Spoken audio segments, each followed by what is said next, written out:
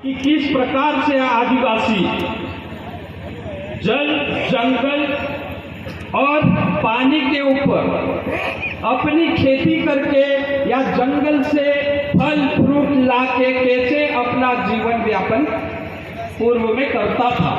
और जब सरकार आई तो उसके बाद में फॉरेस्ट का अत्याचार कैसे हुआ, पुलिस का अत्याचार कैसे हुआ, और जैसे कई सारे लोग आदिवासी के देवी देवताओं के ऊपर आक्रमण करके उन देवी देवताओं को जो है कन्वर्ट करने का काम कर रहे हैं, उसकी बात इसमें आई है। और तीसरा जो है, जिस प्रकार से आदिवासियों के वार त्योहार अभी धीरे धीरे जो है वो दूसरे लोगों के वार त्योहार जैसे जो है बनते जा रहे हैं, और आदिवासी की संस्कृति, रीति रिवाज, परंपरा और आदिवासी धर्म खत्म होते जा रहा है। ये इस गीत का विशेष बात था।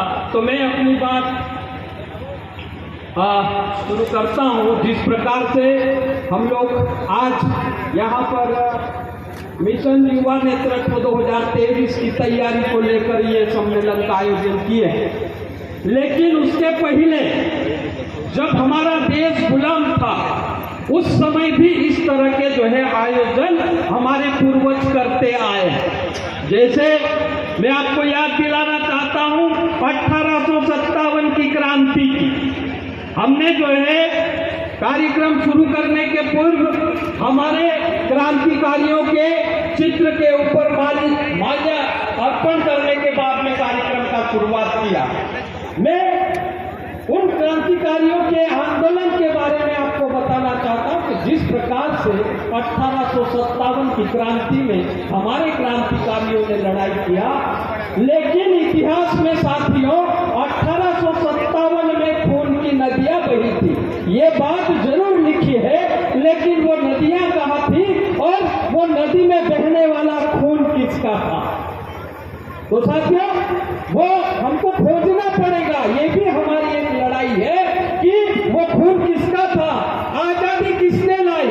इतिहास तो ये कहता है कि 1857 की क्रांति के बाद में 1857, 1858, 1859 में अंग्रेजों ने फॉरेस्ट एक्ट लाया, और वही फॉरेस्ट एक्ट लाने के बाद में हमारे जंगल को अंग्रेजों ने छीना।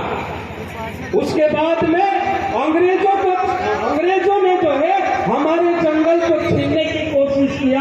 तभी जो है एक बड़ा आंदोलन आदिवासियों और अंग्रेजों के बीच में हुआ। उसके बाद में अंग्रेजों ने फ्रांस से एक पर्यावरणवादी को बुला के भारत में लाया, और उस पर्यावरणवादी ने हमारे भारत के जंगल को 3 टुकड़े में बांटा, और वो 3 टुकड़े जिसमें बड़े पेड़ थे वो उसको रिजर्व कर दिया, और उससे कम छोटे पेड़ थे उसको अलग कर दिया, और जो एकदम छोटे पेड़ थे उसको अलग कर दिया। क्यों किया साथियों? इसलिए उन्होंने किया कि जब अंग्रेज हमारे देश पे राज कर रहा था उस समय अंग्रेजों को बड़े बड़े जहाजों की जरूरत थी और रेलवे लाइन की जरूरत थी। तो रेल चलाने के लिए लकड़ी की जरूरत पड़ी, जहाज बनाने के लिए लकड़ी की जरूरत पड़ी। तभी जो है हमारे जंगल को अंग्रेजों ने कानूनी रूप से हमसे छीनकर अंग्रेजों के कब्जे में वो जंगल को कर लिया। अंग्रेज नहीं थे उस समय हम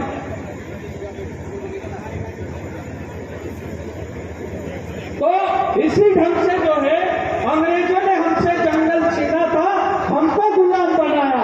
आजादी मिली साथियों, आजादी मिलने के बाद में जिस प्रकार से आज हमको आजाद देश में गुलाम की जिंदगी जीना मजबूर हो रहे हैं जीने के लिए, उसको अभी आजादी लाने के लिए हम लोग जो है मिशन 2023 के जरिए हो सकता है कि जिस प्रकार से हमारे आदिवासी के नाम पर वो लोग चुन के जाते हैं जो उनके गुलाम होते हैं, और उनकी गुलामी के अंदर जो है वो वहां विधानसभा में हमारे हक की बात नहीं करते हैं। इसलिए साथियों अभी आने वाले समय में हम सबको समझना पड़ेगा कि आदिवासियों के हक अधिकार क्या है। उनके जो है हक अधिकार अगर नहीं मिलते हैं तो लेने के लिए हमको क्या क्या करना पड़ेगा, आंदोलन करना पड़ेगा, चुनाव लड़ना पड़ेगा, विधानसभा में जाना पड़ेगा, लोकसभा में जाना पड़ेगा।